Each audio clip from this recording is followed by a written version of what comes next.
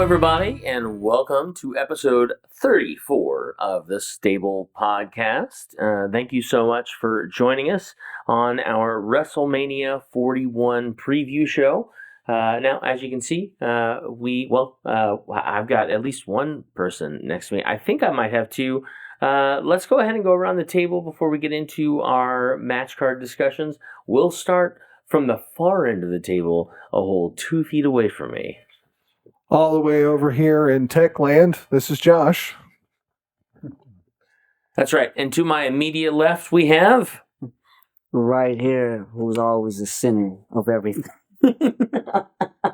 Sorry. I'm glad you know how ridiculous that sound is.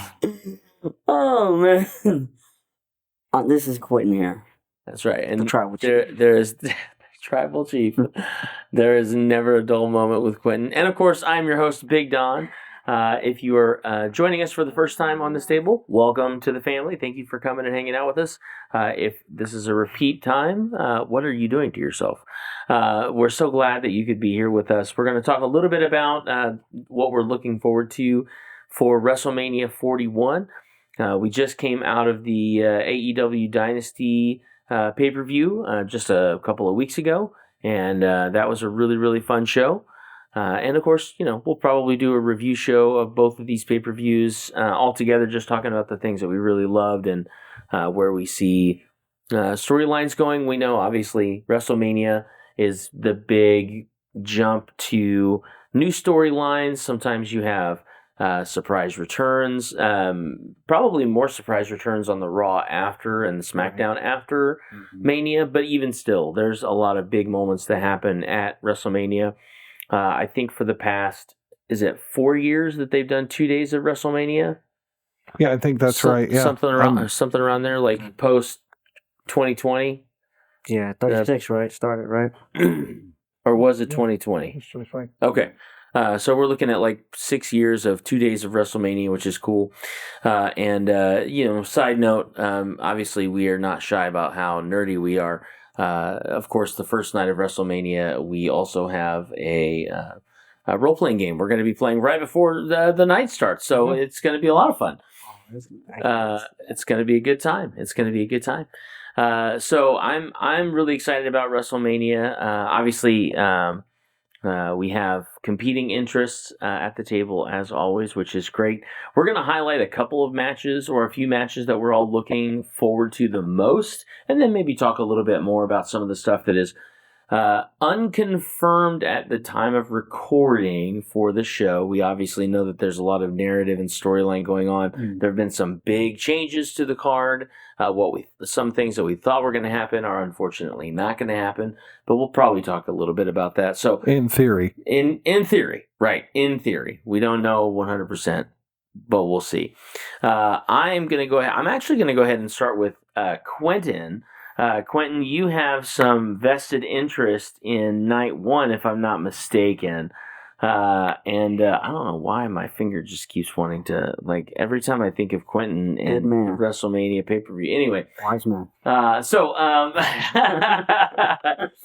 Thank you, my tribal chief. Quentin, talk to us a little bit about what match you're really looking forward to the most for WrestleMania 41. First, I would like to say this match I was not looking forward to at first when it first started rumors about what was going on. But as they have built it, I am excited for the triple threat match of main event 1, which I told everybody, including Josh, my friend here. Between Roman Reigns, the tribal chief, OTC, versus CM Punk, the best in the world, and versus the visionary Seth freaking Rollins. Can't wait. Excited for that match. As you guys know, I'm going for Roman Reigns, but I know for a fact I don't think he's winning. But I do not think he's taking the pin. I think Punk is taking that win, and I think Seth is coming on top in that match. I believe he needs that win. Honestly, I think he needs that match, but I also believe that he will win by Paul Heyman. I think he walks out with Paul Heyman by his side, and it will give his character a new character, what it needs, a new direction. You legitimately think Seth Rollins is going to become a Paul Heyman guy after all this? I believe so. I mean, I don't believe Roman should be pinned. I think he actually should win, but I don't think he should be pinned. I also thought CM Punk may win, but I think his win is that he just got the main event. He got what he wanted, so I don't think Punk really needs that win. Punk is Punk. Roman is Roman. I think Seth is the one. Just how stuff has been built for for even last year, Seth was always the afterthought. Seth was always, he's the third wheel, just like he's the fourth wheel in this one. This story seems more of a Punk, Roman, Paul, and Seth once again is the outside, and I think that's going to come to play when it comes in that match, and Seth is going to be the one to win. I like everything about that. I don't agree that Seth walks away. I think Seth walks away if Paul Heyman does join him. I believe that this is that Punk crowning moment thing since they went through this whole process. Mm-hmm. That said, if we're giving out awards, like if Seth Rollins was the MVP of WrestleMania 40, I think Paul Heyman has already earned his MVP at this point based off just his acting ability on Friday night. No, my tribal chief, I can't do that. Yeah, was that was just awesome. absolute Trying blubbering to, mess. Yeah. Who do you got in this match, Joshy? I have CM Punk. CM Punk. So we've got a Seth Rollins and we've got a CM Punk.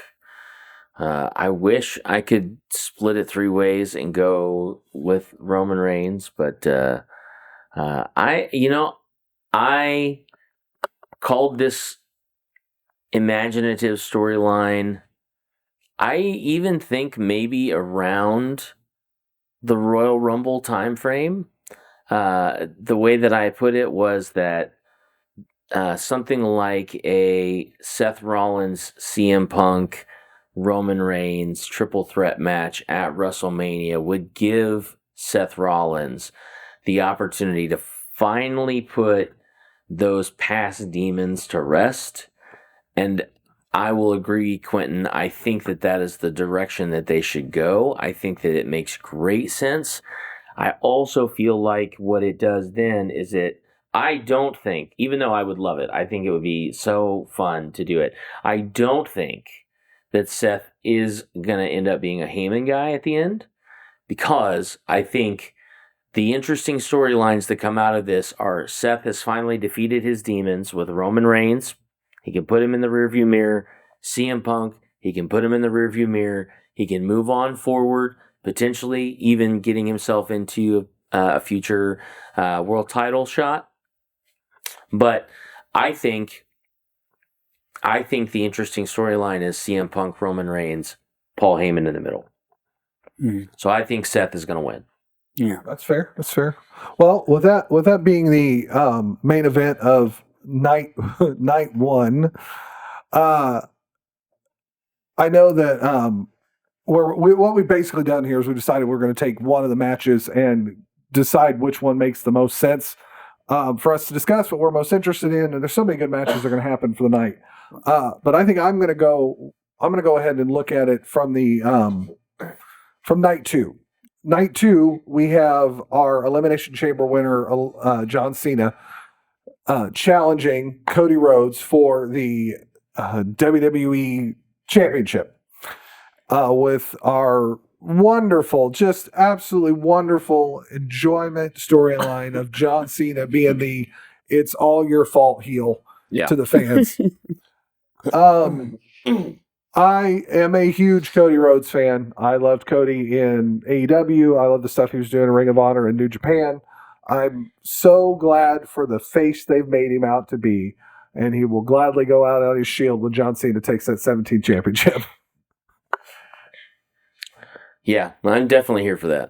I love Cody. I've really enjoyed Cody since he was tagging with Bob Holly and with Randy, and like just really early on, Cody has always been somebody that I have looked at as an incredible superstar, an incredible wrestler, great promo guy. Him leaving to go to AEW and then subsequently coming back to WWE, and then even the nuggets that they've added into some of those promos about him leaving, coming back, and kind of what that sort of twist of his character has allowed creatively, and not just with Cena, but I mean, like most recently with Cena, but just the idea of kind of that tension of, is this guy a company guy or not? You know, why did he leave? Why did he come back? When John Cena said that all Cody Rhodes does is take billionaires' kids' money, I about died. Like, that was hilarious. Yeah, it was funny. Yeah. So yeah, I think Cena walks out 17-time world title. I think I've probably said this a couple of times before, but I do feel like we already have a Roman breaking Hogan's record for longest world title stint. As he should. There's no reason why we can't have John Cena break Ric Flair's title, number of titles won, right? We're in a new era of wrestling, and God love Ric Flair. I mean, we all do. We're in a new era of wrestling, and Ric Flair's legacy will go on for forever. Exactly. But John Cena is definitely, I think, that guy for our generation of wrestling fan. And I think that he deserves to go out for his last run. He deserves to go out as a heel. He deserves to go out as a heel champ. And I think that it would be, I talked about this earlier off the mic. I think it would be incredible to have somebody like Randy Orton beat him in his last match, whether he has the strap or not. I think it'd be great if he had it and Randy won, because Randy with a belt is always my dream.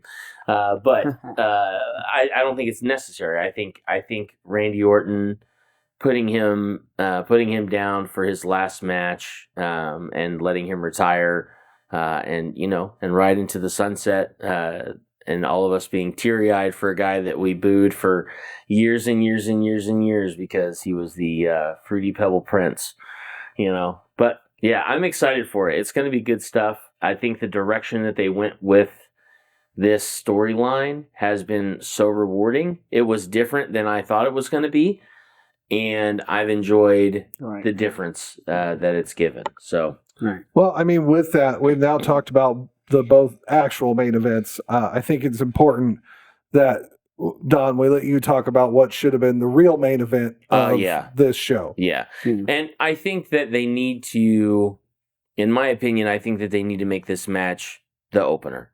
I think you do have number one match, night one, especially because it bookends his cousin's match. But this is Jey Uso and Gunter. Gunter, the world heavyweight champion. They have to.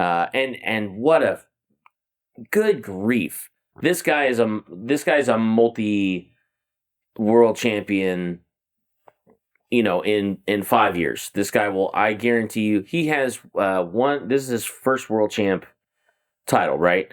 I think he's going to have at least two more within the next 5 years.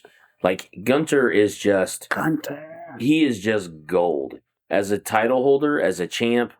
When he was Intercontinental champ, and I will say, interestingly enough, I feel like his run as an Intercontinental champ was even more exciting than his world title has been.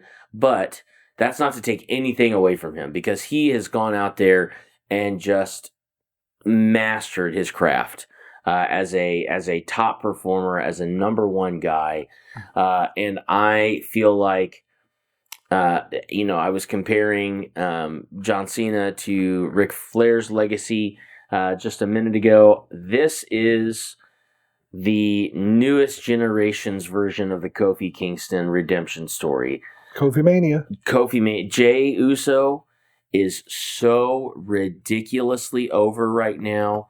It is insane that something as fun and simple as just yeet has gotten over with how hard it has like just hit the crowd. The guy can't do anything wrong. And I think you do this night one, match one, you give everybody what they want, and you have Jey Uso go over as the world champ. Oh, you are kidding me. Are you in agree? Oh, so this is funny because Quentin here, I think, is on my mindset because That's fine. I agree that the right call would be to make Jey Uso the world heavyweight champion. I'm sorry, I agree with that, but the fact that he didn't get the main event makes me think Gunther's going over. Sure. Right. I mean, that's fine. It makes sense. I'm not saying it doesn't make sense. I was just going to say, like, would it really hurt Jay? I mean, people are still going to be eating. I'm saying, could this be another Cody situation where we thought he was going to beat Roman, but Cody was still hot from the next year to the next year, WrestleMania 40. So would it hurt Jay if he lose? Oh, it's going to Yes, destroy 100%. Jay's momentum. Yeah, absolutely. I'm saying to destroy Cody. That's what I'm saying. So if you depending on who you ask, Jay's not Cody. Yeah, first off, depending on who you ask, I would say if you're comparing WrestleMania 39 to WrestleMania 40's build with Cody, and I'll die on this hill, I still think they should have given Cody that title at 39. I agree. That dude 100%. was gilded. He was white hot 39. And then they didn't pull the trigger. And then everybody in the crowd went, what? How? And then they literally had to take 12 months to figure out how to build that story back up. And even still, as much excitement as we had in WrestleMania 40 for him to finally finish the story, I still don't think it had as much impact as if he would have won the year before. And also, from what I'm reading and everything, even Jay said himself, people are starting to turn on Jay. Yeah. Because, I think that's because he's been pushed since January. The problem is like they're giving him this opportunity, giving this push, and he looked great in the Rumble. Yeah. But ever since then, Gunther's kind of made him look like a geek. Right. Yeah. He really has. And I think that... Because I need that Jay when he was going after Roman. That's what I need. I think that it was a very interesting turn with Jimmy in the hallway when he slapped the taste out of Gunther's mouth. That's the kind of Jay I want to see. Yep. Like, I'm not saying... Jay and Jimmy are playing two very different characters, two different character types, but I think the intensity that Jay had, I 100% agree with you. The intensity that Jay had when you had the Roman, Sami Zayn, Jimmy Uso bloodline going on and we didn't know what was happening, that's the Jay I want to show up at WrestleMania. I think you pull the trigger on Jay now, you give him his flowers. The man has been in this league for 14 years. A while, to say the least. He's been in a while. The man, he has earned it. He deserves it. Mm-hmm. And even if you just give him one world title reign, my scare and fear is that you have talent that end up being like a Roddy Piper. One of the best in the business. The man never won a world title. Which is crazy.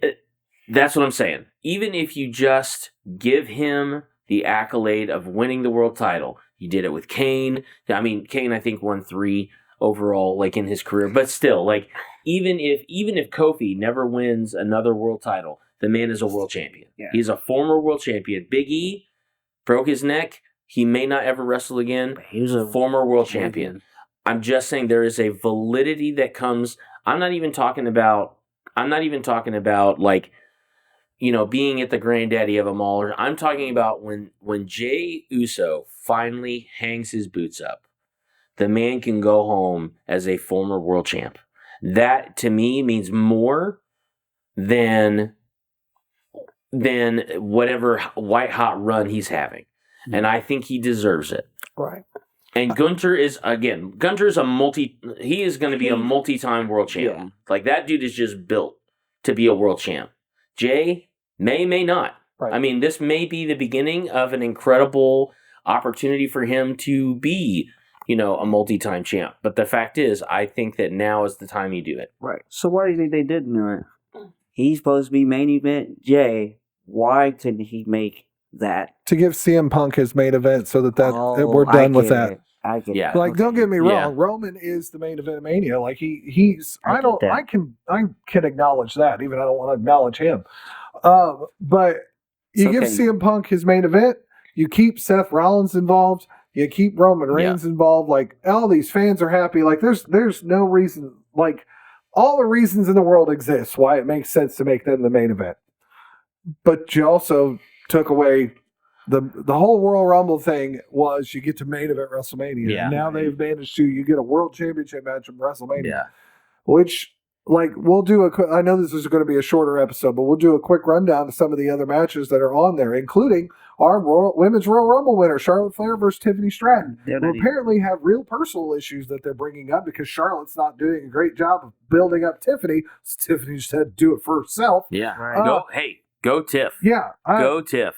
I'm so red. Go I'm Charlotte. so red line Tiffy time right now. Yeah, I right. love it. I love it. I love Tiffany Dunn, but go Charlotte. Go Charlotte. You know what? No, because people have been shedding a bad light on Charlotte. No. Just She because does that herself. She does it herself. She does that herself. Charlotte's the best women's wrestler, like, in-ring performer that probably exists right now. Yeah. But on the same note, she made Tiffany look awful in a couple of different promos. Now, mind you, Tiffany is just as much to blame to that as anybody else is. But that said, my goodness, no, I'm sorry, I'm going to stand on that one. I'm with you. Go Tiff. go Charlotte. You gotta win for me. I love you, Tiff, but you gotta win for me, Charlotte. No. What else? Well, I was gonna. You mentioned something about Mania or about the Rumble, right? And here's what I'm gonna say. I understand why they did some of the things that they did with the Royal Rumble, and I understand why they did some of the things that they did with Elimination Chamber. But as we stand here, just mere days away from WrestleMania, Right, jeez. right? I truly feel like at this point, because Jay won the Rumble, but then did not get that main event at WrestleMania like he should have, I feel like, obviously, hindsight is 20/20, right? It makes more sense because you can still pull off the same story with Jay going into the chamber. Everybody wanted the two that were in the ring at the end of the day were John Cena and Jey Uso. You put John Cena over in the Rumble, the crowd still goes nuts. Jey Uso gets a month-ish break to build that intensity back into the Elimination Chamber, wins against all odds. You can still pull off the Seth Rollins thing with CM Punk. You know what I mean? And especially because CM Punk and Jey Uso are friends. That tells a story unto itself. You have Jey Uso go over in the chamber. Now he just gets a title shot. You don't have to worry about the main event, and then you don't have that question. Now, obviously, again, we're days away from WrestleMania. This was months ago that all that happened. Right. But I do feel like with a little bit of foresight, you knew John Cena was going to be retiring, and you knew that was going to be the hotness. Right. You probably knew ahead of time that you were going to pull the trigger on CM Punk being in the main event of WrestleMania. Right. So I'm just saying. Yeah, but the traditionalist in me is going to sit and tell you they've made it really easy with 2 nights to have 2 Royal Rumble winners get 2 main events. Yeah. Like, I just don't understand why this becomes a thing, but whatever. I'm I excited agree. for the triple threat. I'm excited for almost everything on the card. Let's go Jacob Fatu. Win the U.S. title. Like, I'm all for it. The possible fatal 4-way with Braun Breaker and Penta Oh my and gosh. Finn and Can't wait for Dominic that, and too. like that all sounds great. I have Bianca. never wanted someone to lose so much as I want Rhea Ripley to lose at WrestleMania. And Yes, she gets put in Bianca. this stupid match All because right. it's like the triple threat with Io and Bianca is absolutely stupid. It's stupid. They should have just either kept it on Rhea or Yeah. kept her Rhea. out of it No, I agree. and left kept it it on a Rhea. singles match. I No. agree. I agree. I agree. Sorry. I mean, I agree. Regardless which way you go, if EO gets to, I would have even given EO maybe the opportunity to challenge after Mania. Like I'm gonna face whoever's at Mania, and if I'm still champ, you get the first shot right after that. You know what I mean? Like, yeah, or if you're going to do a triple threat match, I don't know, have Bianca won the Elimination Chamber, right? Like that's how that happened. I don't know. Have Rhea win the Rumble and both of them challenge for the same championship, Yeah. or have Io. Oh, that like, would have they been both good. challenge for the same Yeah. championship. That would have been Like, good, too. they do this now where the chamber's supposed to be for the other one. It's like, no, I want that title. No, I want that title. Yeah. Like, and then put the other one up in a ladder match. Like, yeah, there's so many things you could have done with it, but to have Rhea lose because she was distracted and then cause a double disqualification, like, these are the dumbest tropes to use to make a triple threat match. yeah. Just make a triple threat match just because, I don't know, I have a rematch clause, which we thought was gone. Bianca won That's the all I'm Elimination saying. Chamber. Like, That's what is all I'm going saying. on? Yeah. It's like Sorry. no, you're good. It's like watching a Star Trek episode and then watching another Star Trek episode 3 seasons later and going, that continuity doesn't make any sense. No. Like, why did you write the story? But you're absolutely. I agree, and I love all three of those ladies. I do too. And that match, in my opinion, regardless what you think of the setup, It's going for to be the a great match. the match is going to be an incredible match. And But I Bianca's agree. going to win. She better. I agree with you. Whether it's Bianca or Rhea or Io retains, regardless, it's going to be an incredible match. But I agree with you. I think that multi-person matches, multi-person matches can work. AEW has done a fantastic job on them. WWE has done a fantastic job on them. But I do feel like, in general, you if you go to the well too much, you start to lose some of the intensity, and especially when you're looking at possibly a 4-way match, a 3-way match. You've already got locked in for the main event of night 1, and now you're throwing a triple threat match in for the women's title. And it's like, and who knows what's going to happen with Cody and John? It's like, come on, like we want to see heads up matches, because heads up matches are exciting, and they don't you don't get distracted, right? You don't lose the intensity and impact of whatever that win or loss is, So anyway, that's all right. We're coming up on our time. We've just been rambling. We haven't really come up with any 3 count or anything. No. So, I think it's rare that we don't have a 3 count, but we are unfortunately we are challenged with time due to technical issues. But we definitely encourage you, get on our social media. You can find us on like Facebook, YouTube, anywhere you listen to podcasts or anything like that. Leave us a comment on what you feel like your predictions are going to be for the card. And again, there's lots of things that at this point when we're recording may change about the card. We've still got a card that has Kevin Owens on it. We're not 100% sure if that's going to happen or not. Putting the vote out now for Nick Aldis and Randy Orton. Yeah, I think that would be great. And if Kevin really is hurt, Aleister Black. Kevin, we're thinking about you. We're sending you positive thoughts and prayers. We hope that you recover if you are hurt. Yes. If not, great work. Great swerve. Love it. Yeah, whatever it is. I don't mind. I don't either. Though I don't like like swerving on neck injuries. I'll take it. It's okay. Exactly. So otherwise, thank you guys so much for joining us for episode 34 of the Established Facts of the Stable Podcast. It's the Established Stable Facts. The Established Stable Facts. That's right. Thank you guys so much for joining us for episode 34. We love you all, and we will check you later. Acknowledge me. Bye. Deuces. Acknowledge me. No. My tribal chief. Wise man. That was fun. Good stuff. Okay.